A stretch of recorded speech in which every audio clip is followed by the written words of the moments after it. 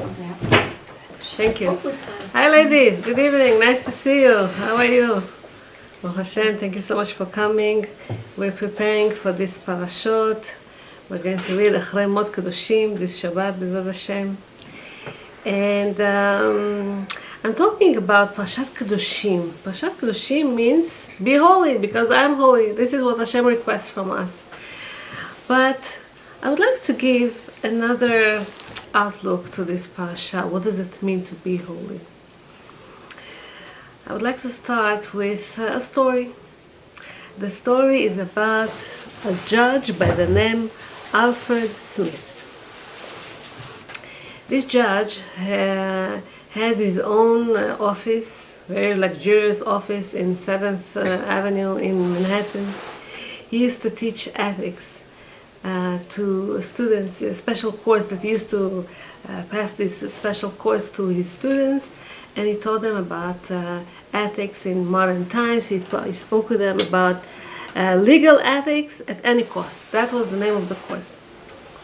So he felt very proud of himself whenever he left, whenever he ended his class. He got so much nice comments from his students that told him, I wish I would be like you. I wish I would also, you could see the integrity, you could see how honest you are, how moral you are, and I wish, that I would be like you. He used to get this admiring sentences from his fans. And so he really felt good about himself, and he locked his offices and was heading towards his car. Downstairs, the car was parking in the street. As he comes closer to his car, he saw something next to his car. Some kind of a little bundle or a sack or something. He didn't know what it was. So he looked at this, looked like a pouch. Okay? So naturally, he looked to the left, he looked to the right, he saw no one is watching, yeah? So he quickly took this pouch and put it in his pocket, got into his car, turned on his car, and started driving from this area. At the first traffic light, the red traffic light that he was in, he opened to see. He was very curious, what's in this pouch? He opened that. What did he see? 5 huge diamonds, sparkling, beautiful, gorgeous, expensive diamonds. And he's like, wow. So he was trying to see if there's any identification, or like whose is it, any name, any phone number or something. Nothing. Just a certain number there, and that's it. Yeah. So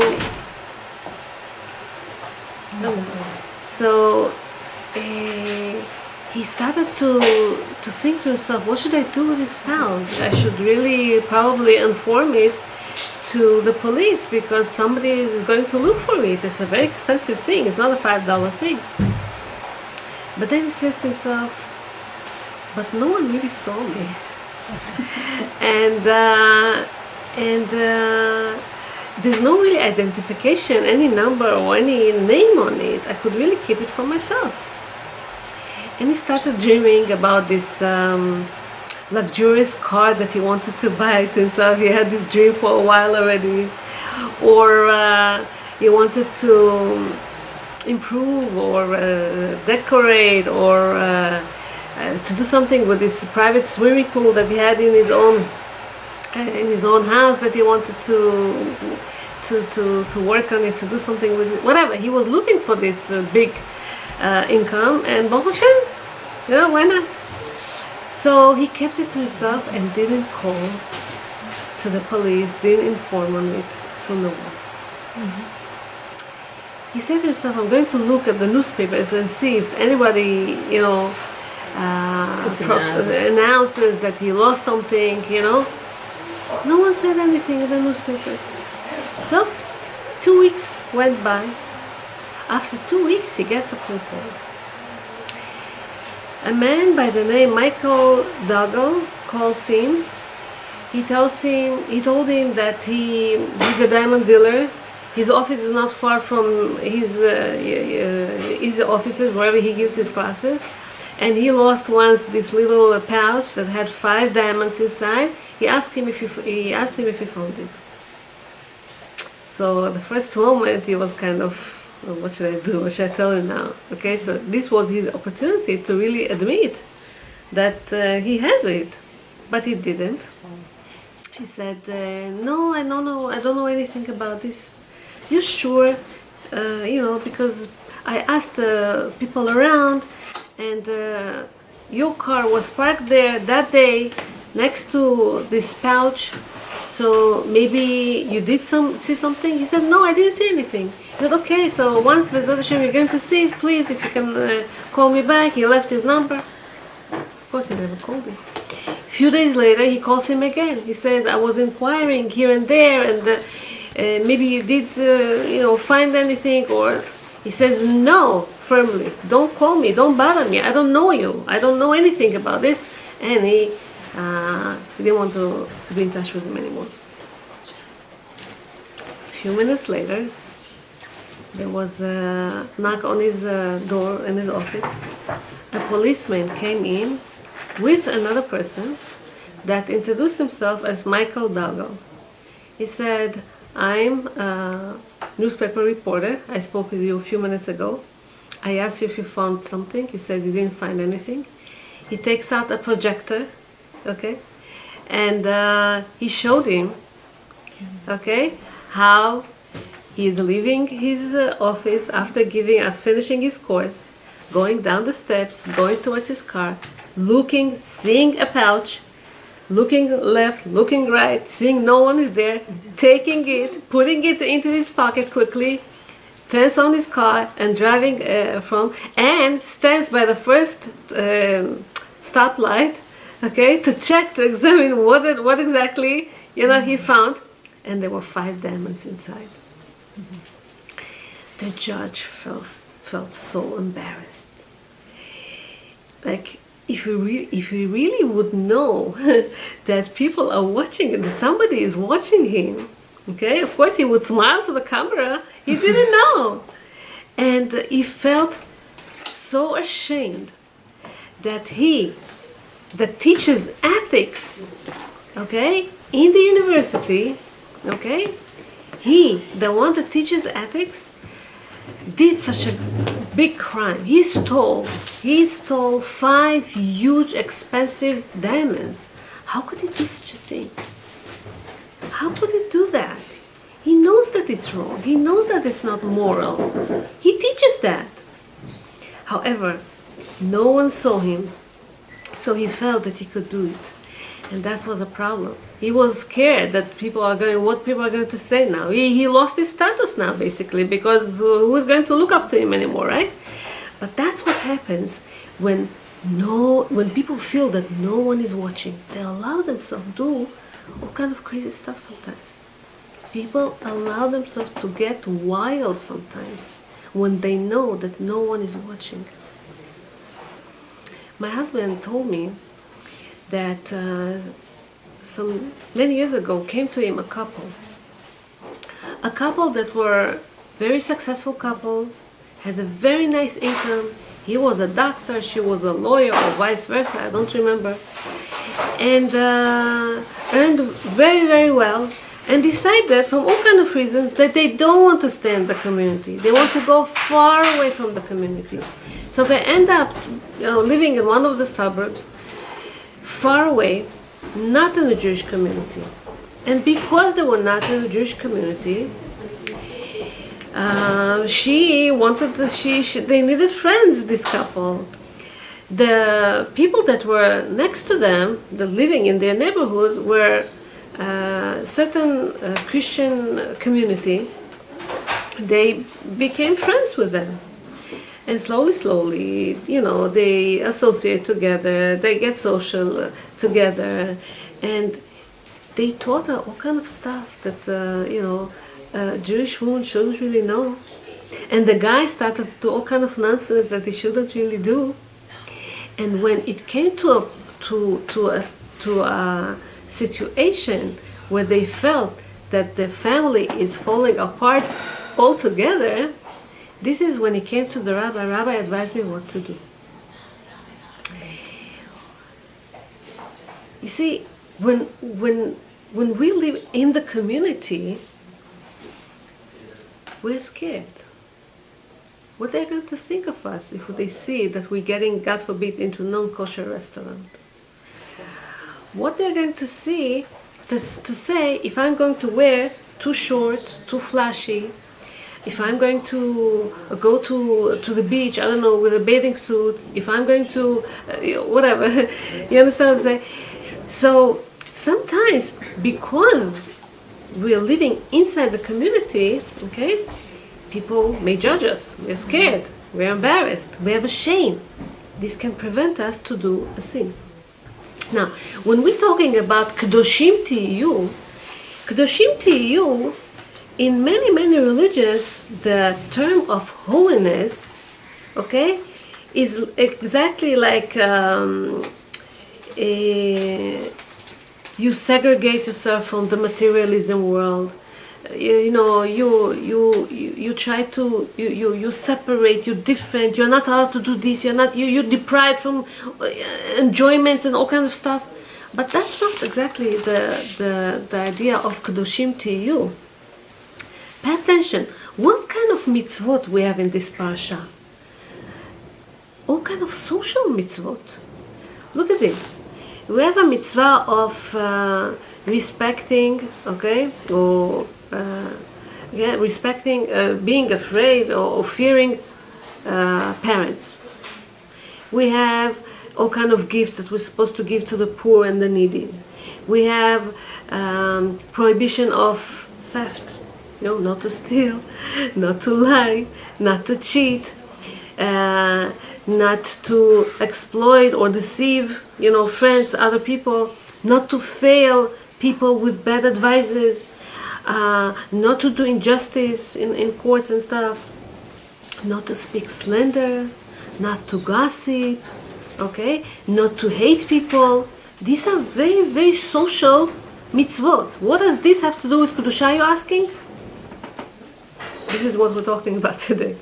So when someone is careful with mitzvot between us and other people, so he conducts himself, in a very respectful way that is according to the values of integrity, being faithful, being true to people, okay? You're not hypocrite. Inside you something else, outside you something else, okay?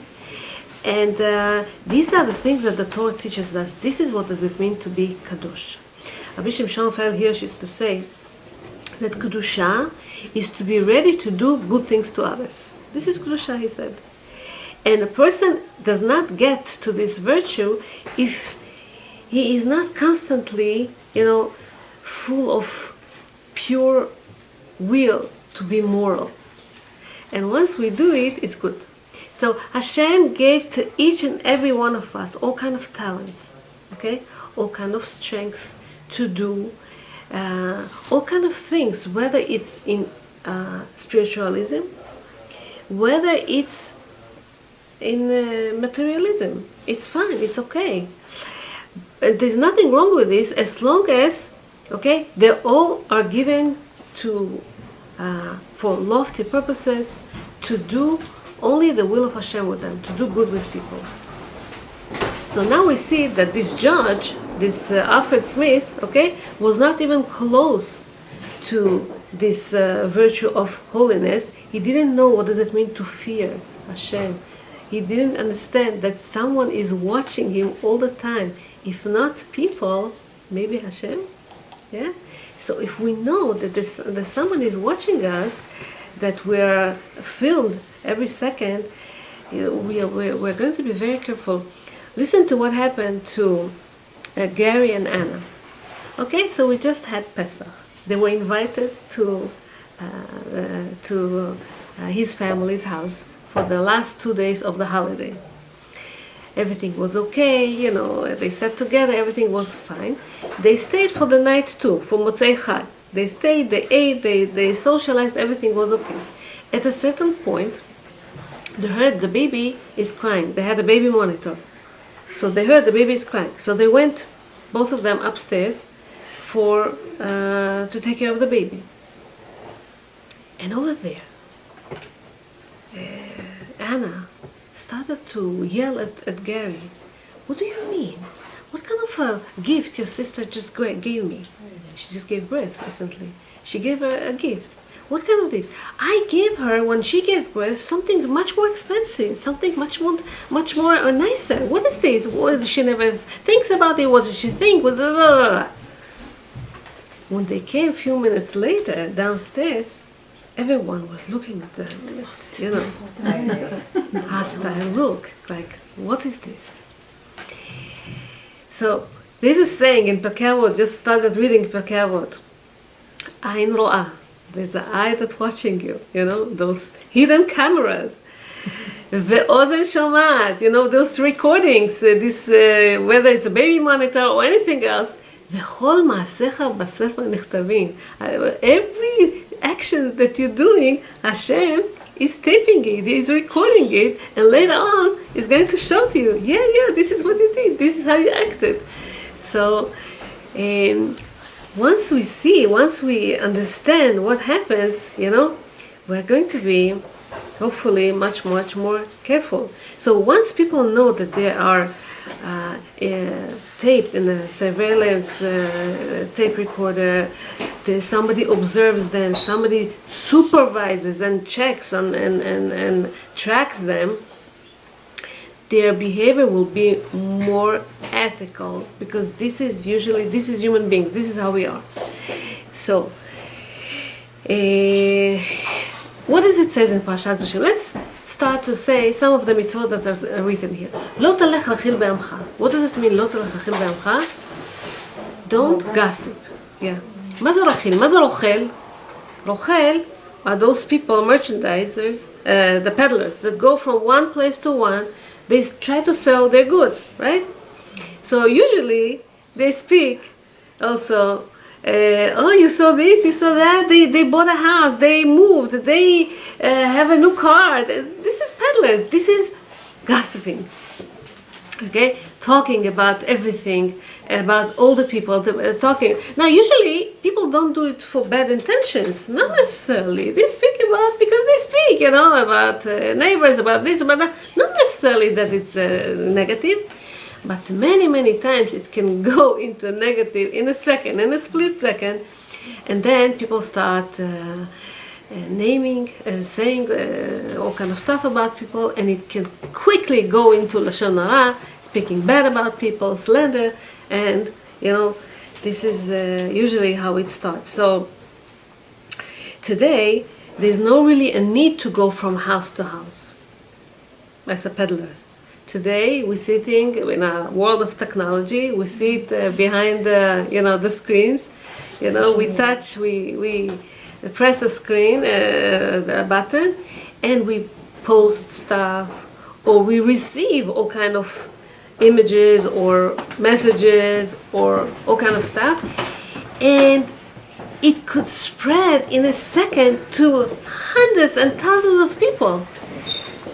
Lo talech rachil be'amcha, it says in the Torah, and in today's days, be'amcha, okay, makes a whole big ball game today, because now it's so easy to spread it in thousands. Okay, so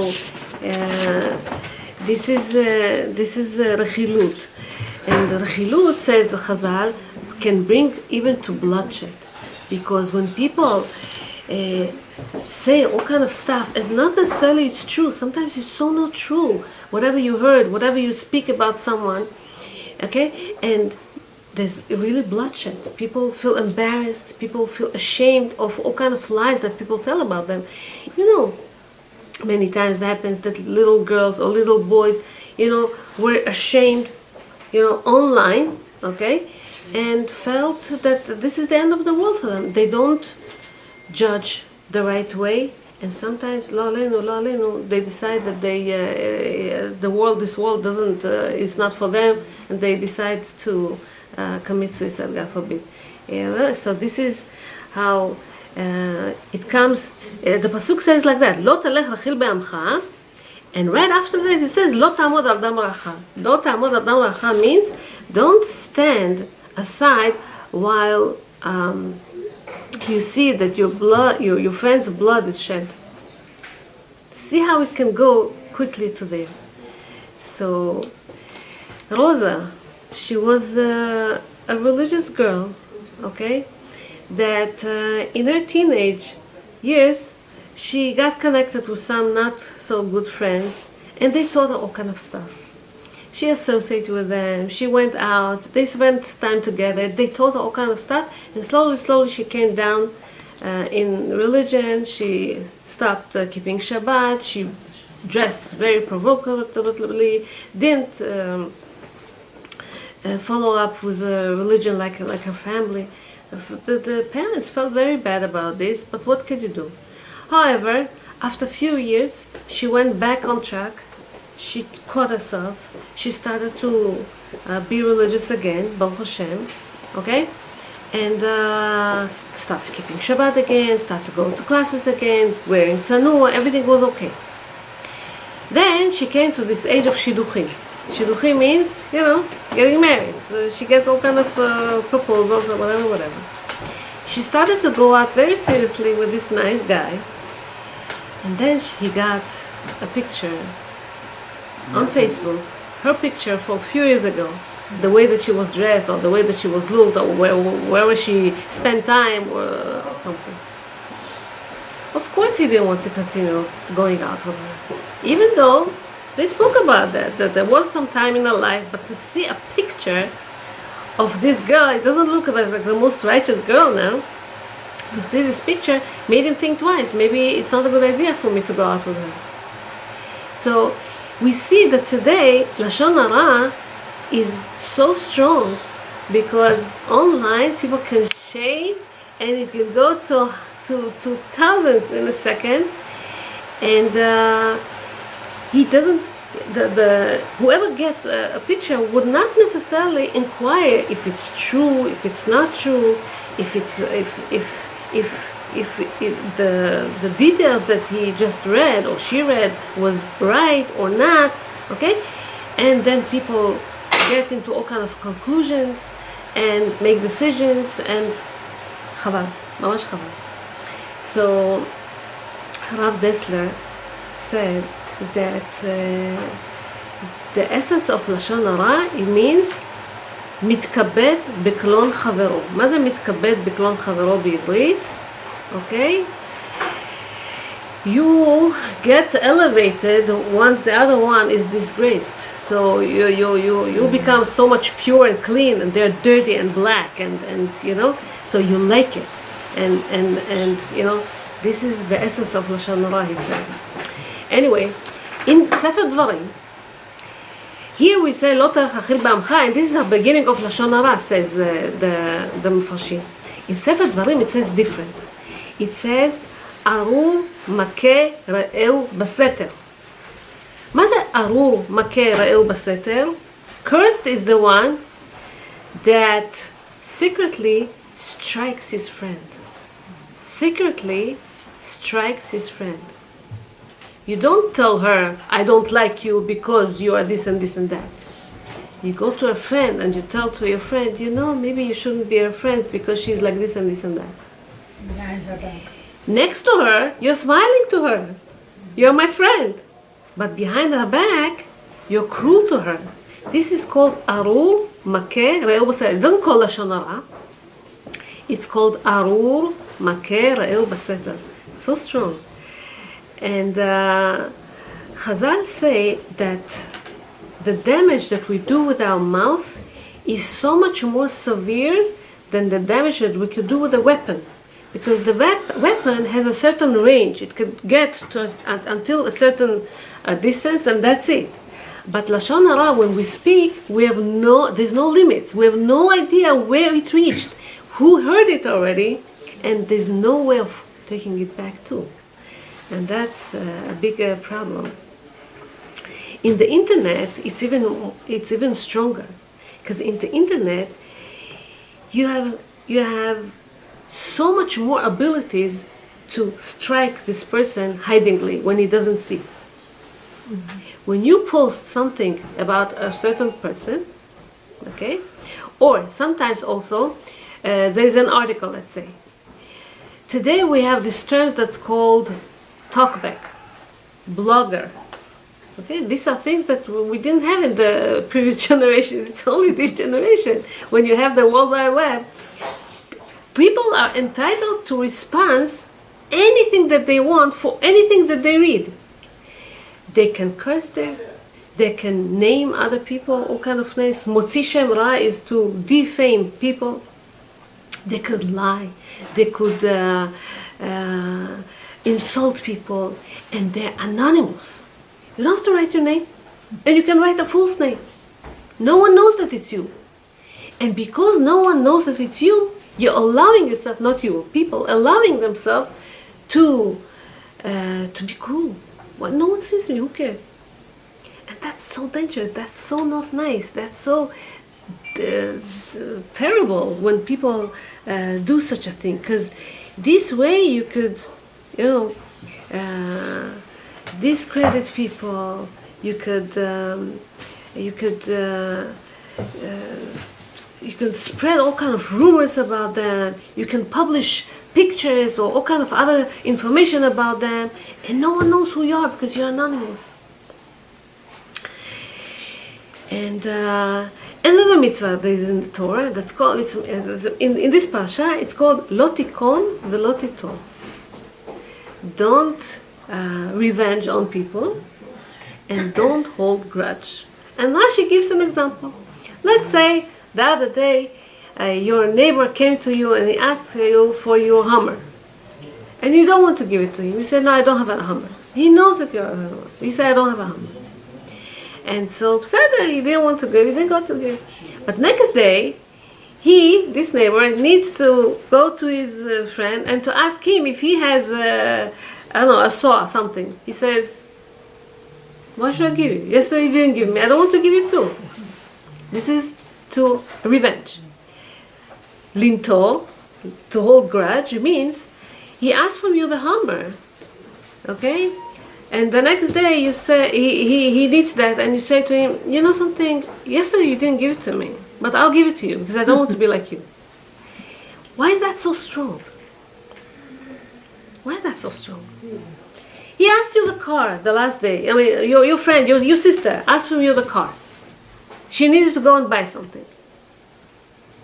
You didn't want to give it to her. Now you need this car. Okay? She doesn't want to give you, but she gives you, tells you, I'm not like you, I'm giving you my car. It's not good. Why is it not good? Because you keep grudge. You hold it inside you. You don't let go. You don't forgive.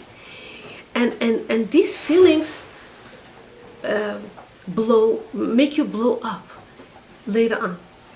I'll give you a story that I read in one of the books here. This is a Yemenite story. It happened in Yemen. So there was this guy. There were two friends. Okay, Ezra and what was the other name? Ezra and his friend Shalom. So Ezra, they were good friends. They used to do business together. One day Ezra tells Shalom, listen, I have to leave early because I have my father's yortzeit tonight, and I have to say Kaddish, so I have to leave early. So you're going to finish everything here, and I'll go faster to the synagogue. He said, sure, no problem. He was in a hurry, so he rushed. He left. He went home. And on the way, he lost his wallet. He had money there, he lost his wallet. His friend closed the store later on, and a few hours later, and then as he was riding to the house, he saw his friend's wallet. So he picked it up. And he went to shul. He saw him. He was about to leave the shul already. He saw him. He tells Shalom, you know, I'm so upset at myself. I lost my wallet. What should I do? I just now realized I lost it. And so Shalom tells him, it's by me. I saw it. It's good that I saw it and no one else. Here, take your wallet. Ezra is so thankful. Thank you. First thing that he's doing, taking his wallet and start counting how much money he has. So he had $1,000 in those years. Your $1,000 was, I don't know how much money. But he had only 500. He said, I feel so bad. I had $1,000. I have only half of this now. I have only 500. What should I do? And Shalom said, I don't know anything about this. Your wallet was closed. I never opened it. I don't know how much money you had in there. So I don't know. I feel so bad. It was because I was in a hurry. What should I do now? How could it be? And it made Shalom feel like he suspects on him, like he took the money. He started feeling so bad, Shalom. Hello? I'm your friend. I gave it to you. Why should I do that? So when he saw that, he told him, oh, you know something? I feel so bad. I had my evil inclination, and it tempted me to open the wallet, and I decided to take half of the money because I did this service and I found the loss and I gave it all the way to you. I took half of this. I didn't know that you would know how much money you had, but now that you know how much money exactly you had, I'll give you everything. Don't worry, it's me. I'm sorry. Of course, no problem, he tells him. And he sent him home. But Shalom felt bad. Shalom felt upset that his friend was suspecting him, that he took the money. He went home and he tells his wife, how dare he suspect me that I took the money? I'm his friend for I don't know how many years. We do business together. How could he think that I even thought of taking his money? So his friend told him, his wife told him, yeah, it's your friend for years. But besides, why did you offer to give him? It's not your obligation to give him something that, it's his fault that he lost it. You gave on top of this another $500, which is a big amount. You didn't really have to do that for mitzvah of Hashavat Avedah. You didn't really have to do that. He said, yeah, but I didn't want my friend to feel bad and this and that, whatever. They were talking about this. As they're talking, there's loud knocks on the door. His friend Ezra came. How dare, he tells him, you acted not like a brother to me. He said, what do you mean? You lack some more money? You need some more money? What's the problem? He says, no, I just remembered. Today, one of our friends, he bought something and I had to give him back $500, and I totally forgot that I gave it to him. I didn't write it in my notes that I gave him this $500. I didn't lose anything. You gave me why did you give me extra $500 that I don't deserve? It's your money, it's not my money. So Shalom tells him, what do you want from me now? So please take the money and please forgive me that I was suspecting you. No, I'm so upset with you. How could you think about this? I'm my friend, I'm your friend. How could you think like that? He says, okay, now I made a mistake. Please forgive me. He says, no, I don't want to take back this money. They started arguing. So Ezra told him, I'll force you to take the money. I'll go to Din Torah, I'll go to the rabbis. The rabbi will make you to take this money on Beit Din, in the Beit Din. And so they went to the Beit Din, and the rabbi said they will try to mediate between them to compromise. No. So one of the rabbis said, you know something? Because the money is the source of your dispute, do something good with the money. Take this, he is willing to give another $500, Ezra, so that you will forgive him. And you, with your $500 you just gave, it's $1,000, it's a nice sum. Let's help a needy, poor couple that needs to get married. Buy them all their expenses for the wedding, after the house expenses or whatever, and you do mitzvah with this. This is when they agreed to do a mitzvah, and then this is when they made peace in between them, and everything went back to normal. Imagine we thinking about people who did wrong to us. Imagine if the situation was the opposite. If God forbid we wronged someone else. If I wronged Malka, God forbid, yeah? It says, right after that, it says in this parashat, ve'ahavta l'reacha kamocha. Okay, you should love your fellow Jew. What does it mean, ve'ahavta l'reacha kamocha? The same way that I want, if I made a mistake, I want her to forgive me. Okay? To forget right away that I did wrong to her. I want her to forgive me. So I should do the same. We should, we us people, we Jews, okay? We should, loving means also, as Jews, we are the son of kids of Hashem. We do wrong things. We're not perfect. But we want Hashem to forgive us. We say every day, Slach lanu Hashem ki chatanu. Okay? We wrong. Please Hashem, forgive and forget. Okay? The same we need to do to other people. We should also forgive and forget. We remember things that people wrong to us. We remember and we remember forever. Okay? Don't hold grudge and don't avenge. There was this a student in a school that the rabbi was very harsh with him. One day there was a theft in the yeshiva, and they were trying to look for a long time already who stole something from one of the students. Didn't find, and then one of his friends of this boy, let's say his name is Avram, told him, "Can you please put it in my cabinet next to my bed? I need you because I won't get there. You're going there anyway. Please." He said, "Fine," and he put it there. The next day, the mashgiach came to him, the rabbi. He said, "I found you. You're the stealer. You're the one that the thief." He said, "What are you talking about?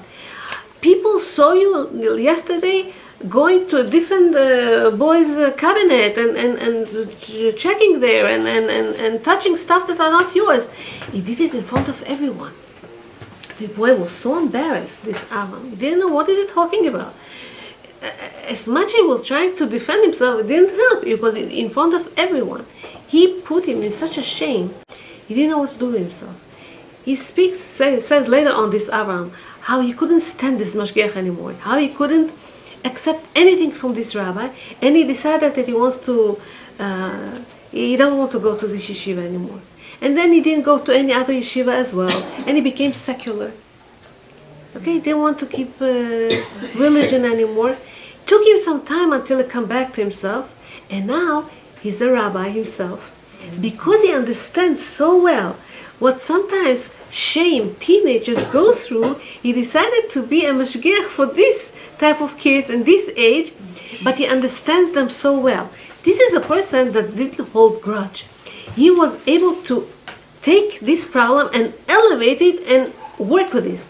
One day, there was this boy in this yeshiva that had so much problems, did so much nonsense, and all the rabbis wanted to expel him from school, and he sat with him and he spent time with him. Later on, he found to know that this is the son of this mashgiach that once wronged him, that once insulted him. But you see how it elevates people when people work on their qualities, when they don't hold grudge. This is called kadosh ani. This is called Kedoshim to you. You become holy like I'm holy. This is what Hashem wants from us, to be elevated, to be different than others. This is the Torah. This is what we're talking about. So, okay, another thing that I wanted, Harab Ben Porat, I heard him yesterday, he said something very interesting. He said in other religions, it's very common to revenge and to take revenge from people. Look at the Arab in Israel. It's so common. I don't know if you realize it. It's so common in Israel. If, let's say, a girl was in a relationship, an inappropriate relationship with someone, so she dishonored the family's name, somehow, somewhen, they will come and they will avenge on that family that she was with, because they ruined their name. It's so common in the Arab communities. They do it constantly, all the time they do it. In other places it's also known. Also in Europe they used to do it. They used to have, I don't remember how it's called. You think that I did this wrong? They used to call each other for a duel. Yeah? Because you dishonored me, or you think that da, da, da. So we're talking about not taking revenge.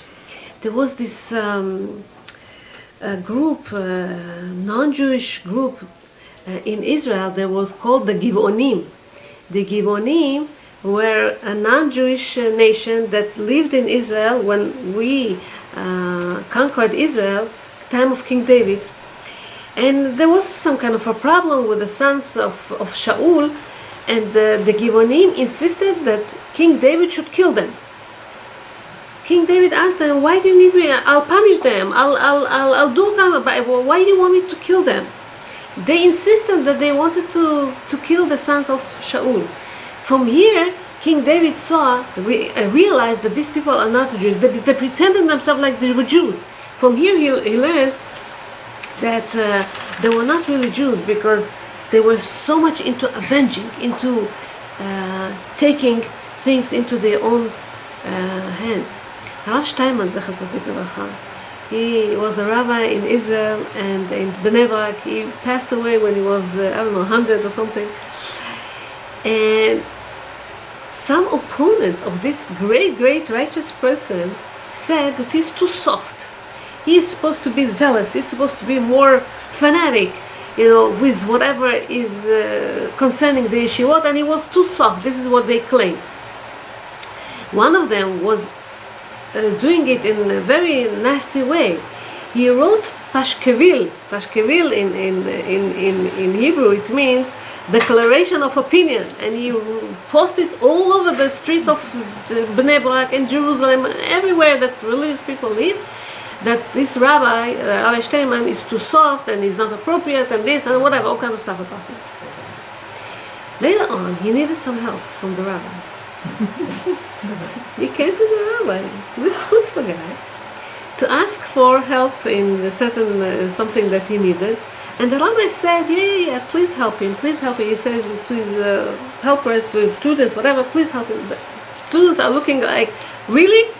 This guy, spoke so much against you, said such nasty things about you. The rabbi said that our obligation is not to hold grudge. And now think about the soul of this righteous person. This is what the Torah means, Kedoshim, to you. This is what Hashem wants from us. So think about between husband and wife, or very close relationship between siblings, between certain things can be done on a daily basis. People can avenge husband and wife, God forbid. Yesterday you didn't want to make tea for me, right? Today I won't do tea to you. Hello? Or whatever, all kind of other stuff. And at home is where we really have to work on our personality. So basically, this is a job that we have to do inside us. Daniel learned once a very, very big lesson from a taxi driver. 20 years ago was this story. He came into a taxi driver, into a taxi, and they were driving in the right lane, and all of a sudden, in front of them came a black car, just cut them and get it. They missed it. He had to press so much on the brake so that he won't hit this car, and they went back, and it wasn't a pleasant thing. The driver in the black car that went all of a sudden in front of them didn't even signal that he's coming out. All of a sudden, he saw that. He started to shake his head and disbelief, like how could this taxi driver act this way, and started to scream at him and started to curse and started to say all kind of stuff. So Daniel wanted to see how the taxi driver is going to react. He smiled to him and waved to him and say, "You should have a nice day," something like that. So he's like, "Why are you so friendly? Why? What is this response of yours? Can you explain me?" So he told me He told him, there's all kind of people in the streets. He said, I look at people like they are driving garbage trucks. Garbage trucks, they have all kind of garbage on top of them. At a certain point, when they get full, they need to unload this garbage.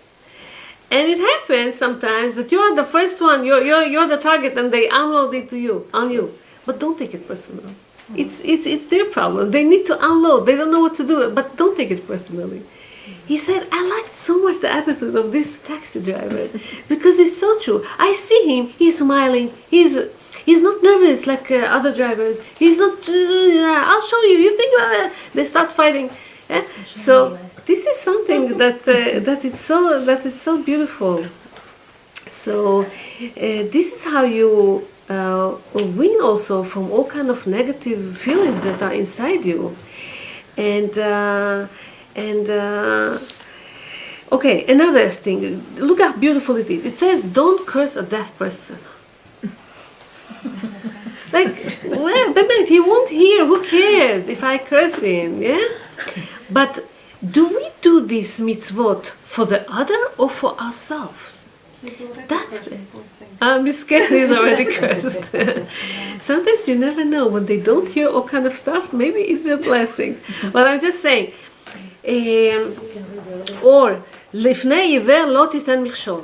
Don't put an obstacle in front of a blind person. Again, he doesn't see that you do this. But these mitzvot are for you, not for him.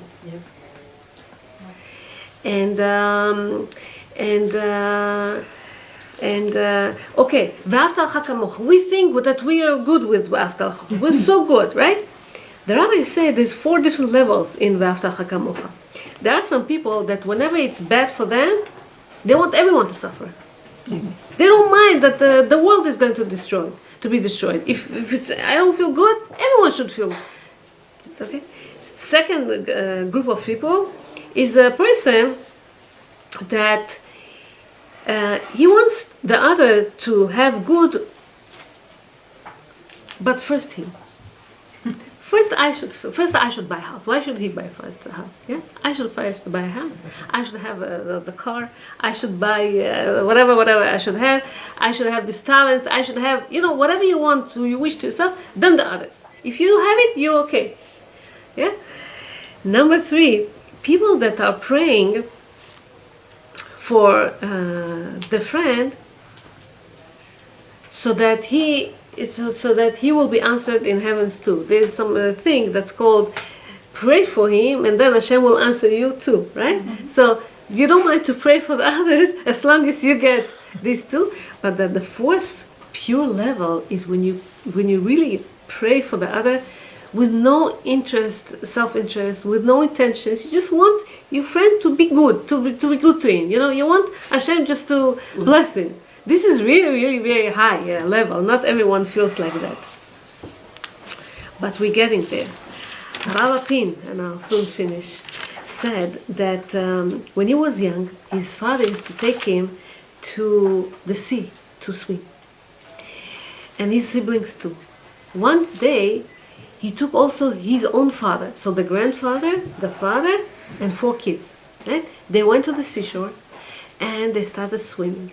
However, to their, unfortunate that day, there were big currents, strong currents in the water, and the water will swirl, and they were all taken into the heart of the sea in seconds.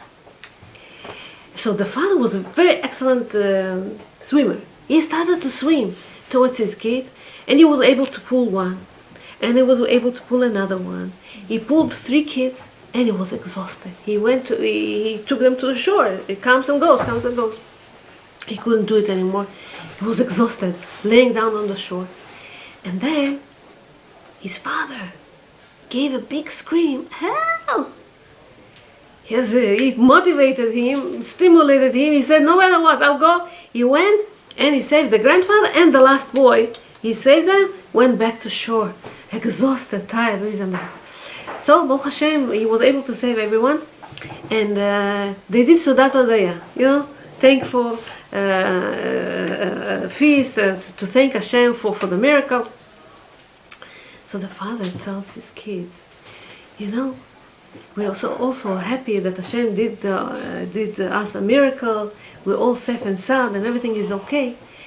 But think, at that moment that you were drowning, okay, what did you think?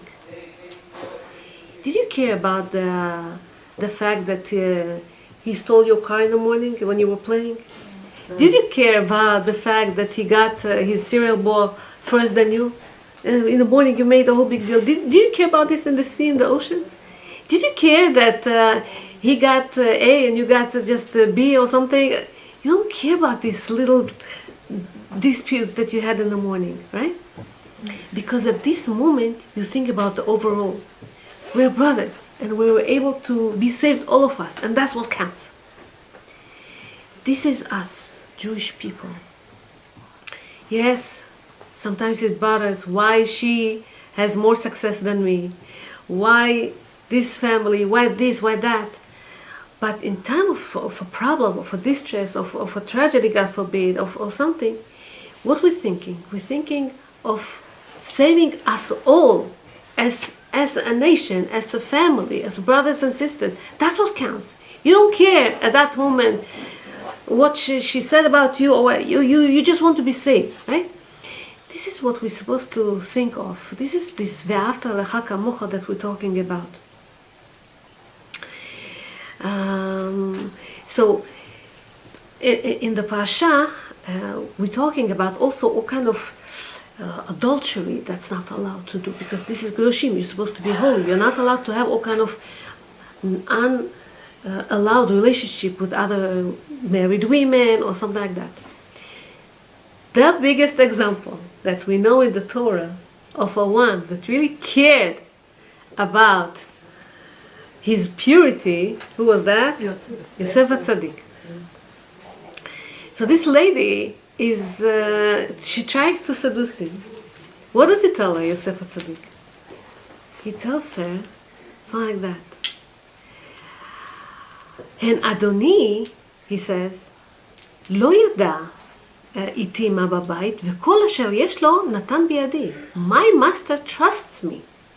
He gave me the keys to all his treasures, except his wife. He just asked me not to touch his wife. ואיך אעשה הרעה הגדולה הזאת וחטאתי להשם? I'm the most important person in this house. I have the keys to everything. How could I betray my master? How could I do such a thing? She tells him, oh, no one is looking. Who cares? He said, no, there's Hashem above me. What do you mean no one is looking? Hashem is with me. How could I do something in hiding? See, this is a person that somebody's always, he knows that he's watched all the time. He would not commit a sin. And because he didn't want to desecrate the name of Hashem hidingly, this action of his became so public. In the Torah it's written how he was be able to save from this woman. Because of her he was thrown to the prison, but because he was pure and holy, because he didn't want to touch her. You see, when something you do privately, you don't want to you want to do Kiddush Hashem, you don't want to do Chilul Hashem, Hashem pays you a lot for that. I'll finish with a story. I saw it today and I liked it so much. There was this Jewish person that lived in the United States, and he was a businessman. However, didn't have success. Some friends told him, go and sell this merchandise in Japan. Over there, you can sell it in a good price. So he tried. He bought a ticket to Japan, and the only place that was on the plane was the first class. So he went to the first class. He's sitting in first class. Next to him sit a Japanese businessman. At the time, you know, one of the most important things in the first class is the meal. Because you don't get disposable dishes or whatever. You get the real ones. And the food is a gourmet food. And they serve you and please and say thank you and how can I and they give them this delicatessen and these cookies and this and that. Every second they come and they serve them. You know, this is what they pay for. However, this Jewish person takes out his kosher meal, and the kosher meal came in a plastic, disposable tray. So this Japanese businessman tells him, "Hello, you paid for such an expensive ticket. Why you eating this food? It looks like nothing special there." He said, "Because I eat kosher, so I need to eat kosher." He said, "But who sees you here? There's so few Japanese people. No one is here. You can do whatever you want." He says, "No, melo kol haaretz kvodo. Hashem watches me. What do you mean? In every situation, in every place that I am, Hashem is always with us. We are always. No, I can't. I keep This is my tradition. I keep kosher." Okay, he continued eating with a lot of appetite. This Japanese businessman didn't understand him, and they started to talk after the meal, and whatever, they spoke nicely. When they were supposed to come down from the plane, this Japanese businessman tells him, "Listen, this is my business card. If you need anything, just call me." He said, "Thank you," and they departed. The Jewish person is trying to do business in Japan, and he cannot. It doesn't work out. He tries to trade, he tries. Everyone tells him, "We sell it so much cheaper here, we don't need your merchandise." He felt so bad. 1 month he spent there, he couldn't sell anything. Then very, very disappointedly, he decided to go back to the United States. As he packs up his stuff, he saw this business card. He said, "Let me call him." So he calls him. He says, "I'm looking for you." He tells him, "Please come to my office." Okay, he goes to the office. What is this office? Huge building, the Sony company. He is the CEO of this company, and he's inviting him to his luxurious office. He sits there. He tells him, what? He tells him, "When I met you in the plane, I was coming back from our branch in New York. In New York, our biggest branch is in New York.